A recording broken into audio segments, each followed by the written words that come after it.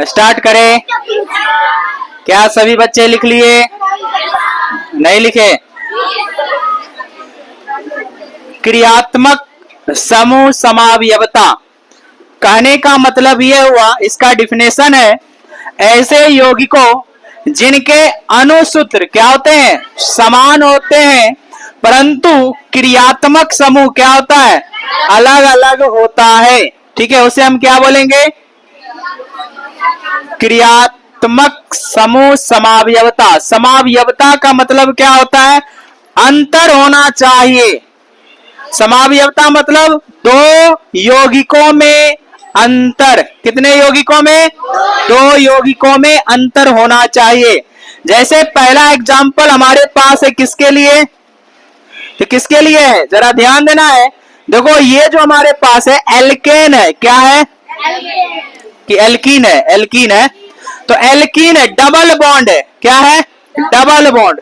और यहां पर जरा ध्यान से देखिए, यहां पर ट्रिपल बॉन्ड है, यानी अलग अलग क्या है? अलग अलग क्या है? फंक्शनल ग्रुप है। क्या है? फंक्शनल ग्रुप है। अब जरा चेक कर लो, है ना? एक कार्बन, दो कार्बन, तीन कार्बन, चार कार्बन। ठीक है, इधर चेक करो, एक कार्बन, दो कार्बन, तीन कार्बन, चार कार्बन। तो कार्बन की संख्या कितना हो गया? चार। अब जरा ध्यान देना, हाइड्रोजन देखो, एक दो और दो यहां पर होगा, एक दो तीन, एक चार होगा। यहां पर एक दो तीन और एक चार होगा, और यहां पर एक दो, दो चार हो गया। ठीक है, तो हाइड्रोजन की संख्या कितना हो गया? दो, तीन, चार, पांच, छह हो गया। तो हाइड्रोजन कितना हो गया? छह हो गया। यहां पर जरा ध्यान दो, CH3, यहां पर एक दो तीन चार हो गया, एक दो तीन चार, यहां पर कितना हो गया? तीन यहाँ छह। तो जरा ध्यान देना है कि इसमें डबल बॉन्ड है, और जबकि इसमें कैसा बॉन्ड है? ट्रिपल बॉन्ड, यानी एल्काइन समूह है और यहां पर एल्कीन समूह है। क्या यहां पर फंक्शनल ग्रुप अलग अलग था या नहीं? पहले ये बताओ, फंक्शनल ग्रुप अलग अलग था या नहीं? चलो एक और चेक कर लेते हैं, ठीक है ना? एक और हम लोग चेक करते हैं। एग्जाम्पल लिखे थे? एग्जाम्पल नहीं लिखे? लिख लिए ना पहला? अच्छा चलो दूसरा बताते, दोनों एक साथ लिख लेना। ठीक है, कोई दिक्कत नहीं ना? अब जरा ध्यान देना है, हमारे पास क्या है? देखो, अल्कोहल और ईथर, ये दो अलग अलग क्या है? फंक्शनल ग्रुप है। ये दोनों क्या है? अलग अलग फंक्शनल। अल्कोहल जानते हैं? अल्कोहल जानते हैं या नहीं? पहले ये बताइए। अल्कोहल में OH लगा रहता है और ईथर में बीच में O रहता है, दोनों तरफ R ग्रुप लगा रहता है। इसको हम क्या बोलेंगे? ईथर। किनको नहीं समझ में आ रहा है? ईथर। अब जरा ध्यान देना, यहां पर देखो एक एग्जांपल लिए हैं, C4H10 और O है। ठीक है, तो कहने का मतलब क्या हुआ कि कार्बन की संख्या कितना होना चाहिए? चार। एक दो तीन चार। हाइड्रोजन कितना है? तीन, तीन दो पांच, पांच एक छह, छह तीन नौ, और नौ एक 10, और एक ऑक्सीजन है। तो क्या इस पर फिट बैठ गया? और दूसरा जो हमारे पास है ये वाला, नीचे जो हमारे पास है, देखो यहां पर कार्बन की संख्या एक दो तीन चार, और हाइड्रोजन कितना है? तीन दो पांच, पांच दो सात, सात तीन 10, और एक बीच में ऑक्सीजन। इसको बोलते हैं अल्कोहल। क्या बोलेंगे? और इसको क्या बोलेंगे? ईथर बोला जाता है। क्या आप IUPAC नाम भी लिख सकते हैं ना? नहीं लिख सकते हैं? नहीं नाम लिख सकते हैं तो लिखिएगा। ठीक है ना? चलिए ये दोनों एग्जाम्पल आप लोग उतार लीजिए, कोई दिक्कत? एग्जाम्पल उतार लीजिए। देखिए अगला जो समावयवता है उसका नाम क्या है? बोलिए, क्या नाम है? मेटामेरिज्म के नाम से जाना जाता है। किसके नाम से जाना जाएगा? मेटामेरिज्म के नाम से जाना जाता है। ठीक है, ध्यान देना, मेटामेरिज्म किसको कहेंगे? तो देखो कह रहा है वैसे यौगिकों जिनका अणुसूत्र समान। यहां तक तो सबको समझ में आता है। अणुसूत्र क्या होता है? समान। यहां पे लिखा है बहुसंयोजी क्रियात्मक समूह समान होना चाहिए। क्या होना चाहिए? अच्छा, यहां पर एक शब्द लिखा हुआ है बहुसंयोजी। तो बहुसंयोजी का मतलब क्या होता है अभी बताते हैं, ठीक है। परंतु बहुसंयोजी क्रियात्मक समूह से भिन्न भिन्न क्या होना चाहिए? एल्किल समूह जुड़े हो। हाँ, कैसा गुनगुनाहट हो रहा है? हाँ, जब हम बोर्ड पर समझा रहे थे यहां ध्यान देगा, दो इधर ध्यान। देखो यहां पर लिखा हुआ है बहुसंयोजी क्रियात्मक समूह। इसका मतलब होता है एक से अधिक क्या होना चाहिए? संयोजकता वाले होना चाहिए। कहने का मतलब यह हुआ, जैसे अगर हम कार्बन की बात करें तो कार्बन के पास कितना संयोजकता होता है? देखो यहां पर जरा ध्यान देना। अब यहां पर जरा ध्यान दो, ये जो हमारे पास सारे के सारे क्या है? बोलो क्या है? बहुसंयोजी, बहुसंयोजी क्रियात्मक समूह है। क्या फंक्शनल ग्रुप ने है? COO क्या होता है? ये एस्टर होता है ना। ये हमारे पास क्या है? अभी तुरंत बताए थे ना, ईथर ना है, ईथर है। और ये सल्फर वाला है, और यहां पर नाइट्रोजन वाला, ठीक है ना। यहां पर NH हो गया एमीन वाला, ठीक है। 1 डिग्री 2 डिग्री एमीन भी यहां पर चलता है। तो इस तरह का समूह का क्या कहलाएगा हमारे पास? बहुसंयोजी, ठीक है। बहुसंयोजी क्या कहलाएगा? क्रियात्मक समूह कहलाते हैं। पहले ये बात समझ में आया?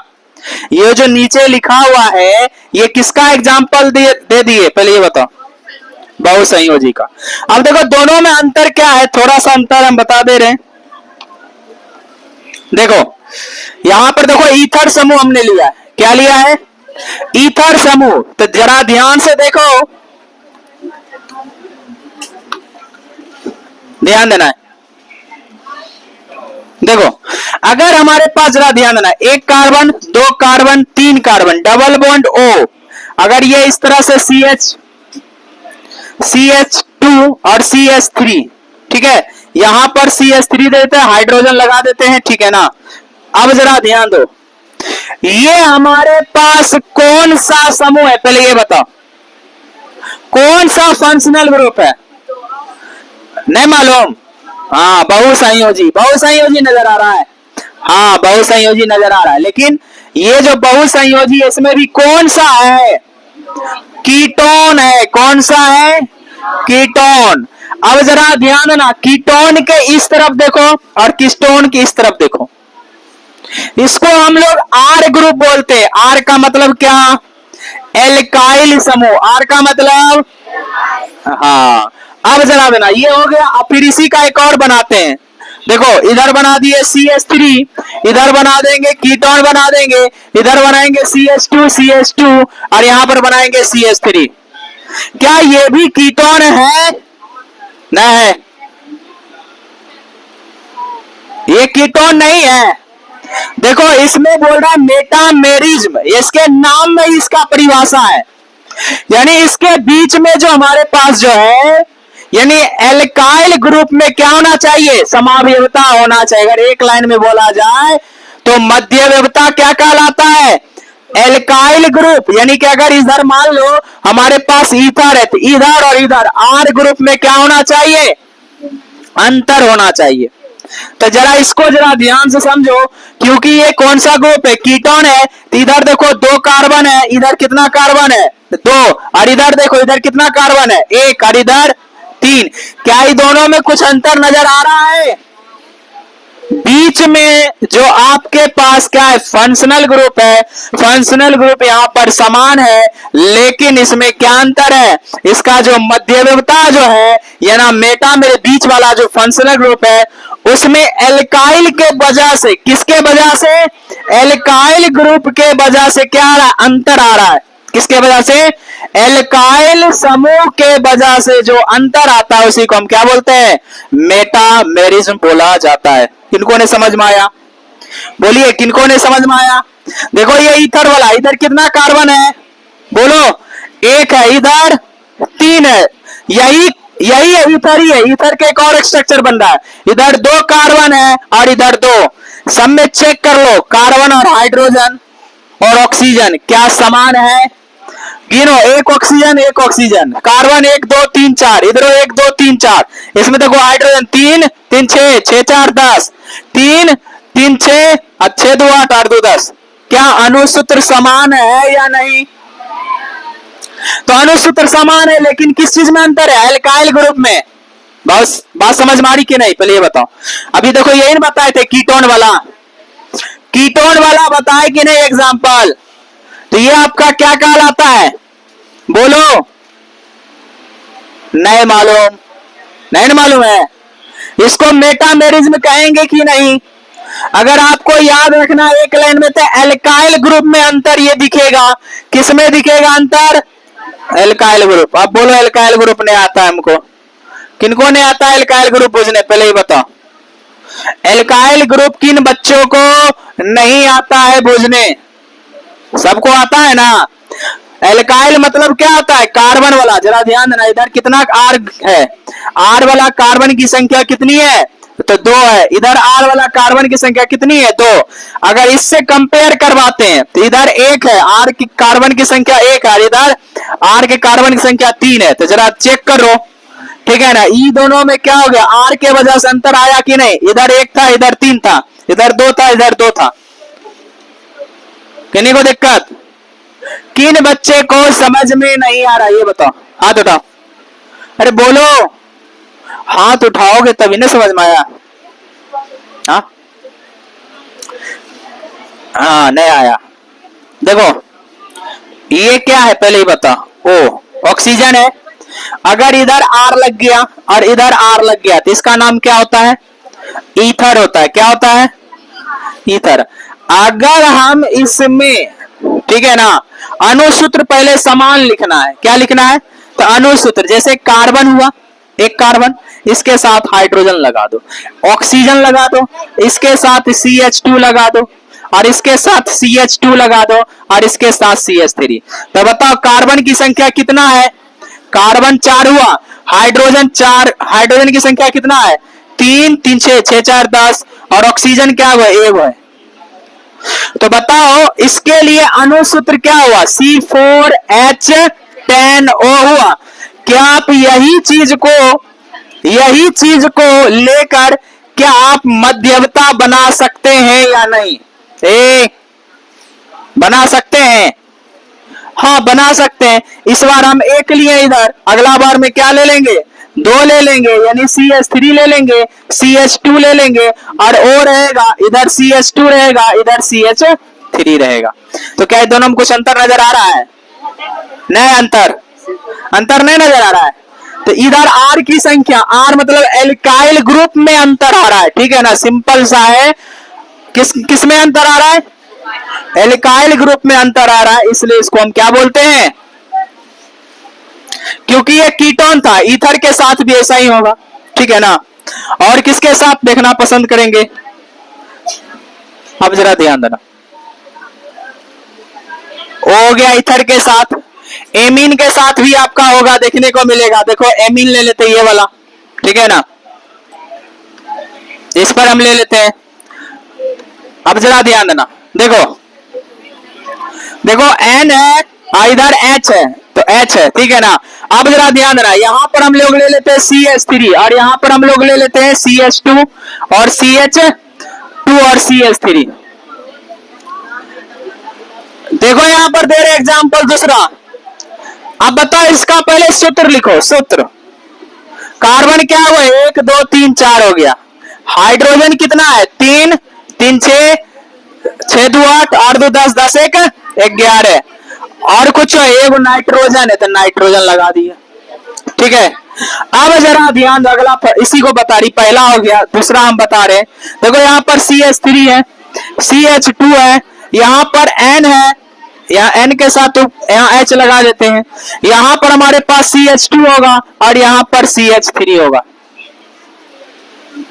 अब बताओ यहाँ पर R की संख्या 2, इधर 2, इधर कितना था? R की संख्या 1, और इधर 3 है। अब कार्बन के 1 2 3 4, कार्बन हो गया 4, हाइड्रोजन 3 3 2 5 5 1 6 6 2 8 और 3 11 और नाइट्रोजन 1। तो इस तरह को क्या बोलते हैं समावयवता को? बोलो, मेटामेरिज्म बोलेंगे ना। हाँ, तो आप इसमें से जितना है सभी में से बना सकते हैं। एस्टर ग्रुप है, इसमें भी आप बना सकते हैं, ठीक है ना। बस कुछ ना, एल्काइल ग्रुप दोनों में क्या होना चाहिए? अलग। यहाँ पर मान लो CH2 है, यहाँ CH3 है, यहाँ मान लो CH3 है और यहाँ मान लो CH2 है। अगली बार क्या करेंगे? ये पहला डायग्राम बन गया, इसका हम लोग दूसरा बनाएंगे। CH3 होगा, यहाँ पर क्या होगा? डबल बॉन्ड कर लो इधर, इस बार इस तीनों को उधर फेंक दो, ये O हो जाएगा, CH2 हो जाएगा, CH2 हो जाएगा, CH3 हो जाएगा। जरा ध्यान से देखो, ये कौन सा ग्रुप हो गया? एस्टर ग्रुप है या नहीं? क्या एस्टर में समावयवता देखने को मिल रहा है या नहीं? पहले ये बताओ।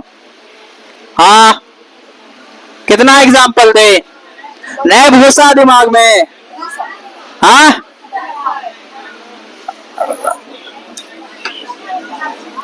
ये एग्जाम्पल उतारे,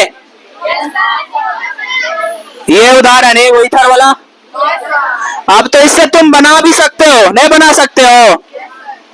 नहीं बनेगा? हाँ, आप लोग से नहीं बनेगा। हाँ, बनेगा, ठीक है।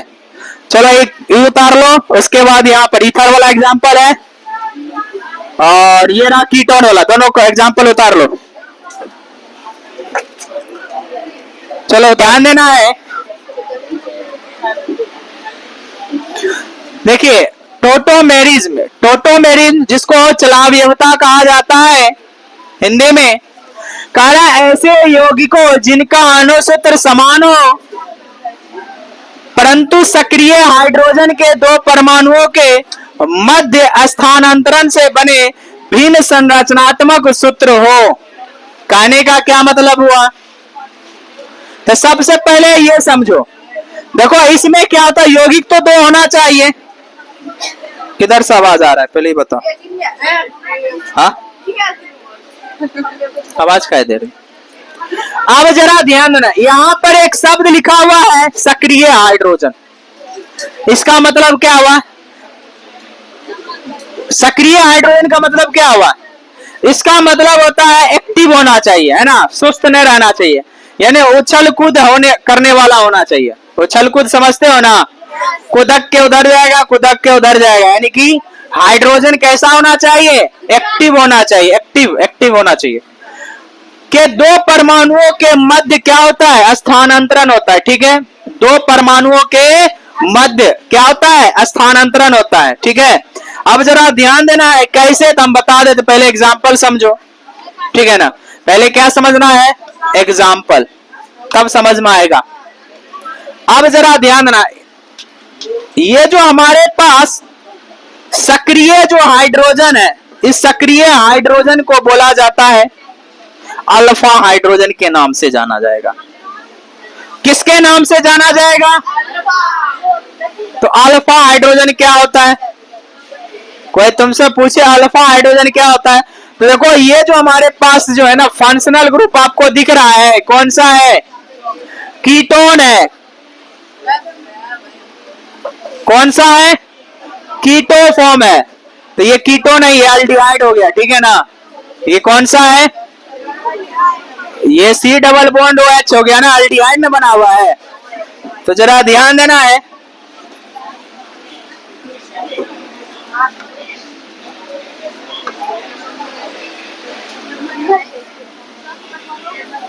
इधर हम कर देते हैं CH3, कोई दिक्कत?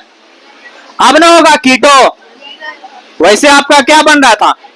एल्डिहाइड।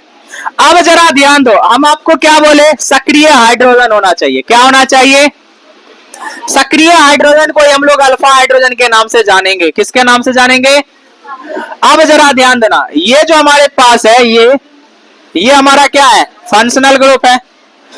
फंक्शनल ग्रुप के जस्ट बगल वाला, फंक्शनल ग्रुप के जस्ट बगल वाला जो होता है वो आपका क्या होता है? अल्फा होता है। क्या होता है बच्चों? अल्फा। अब जैसे मान लो यहाँ पर हमारे पास जैसे ये रहा, ये कार्बन है, ये कार्बन, इधर कार्बन है, इधर भी कार्बन लगा लो, तो आपसे हम पूछेंगे, इसको बोलेंगे अल्फा। क्या बोलेंगे? और इसको बोलते हैं बीटा, इसको बोलते हैं गामा। ये शब्द आगे भी यूज होने वाला है, तो अभी से ही दिमाग में बैठा लो, 12th में भी यूज होगा, है ना। अल्फा हाइड्रोजन की चर्चा होगी, तो ध्यान देना, कोई भी फंक्शनल ग्रुप है उसके जस्ट बगल वाला ए क्या होता है, अल्फा। अल्फा क्या होगा, कार्बन, अल्फा कार्बन, ये भी अल्फा।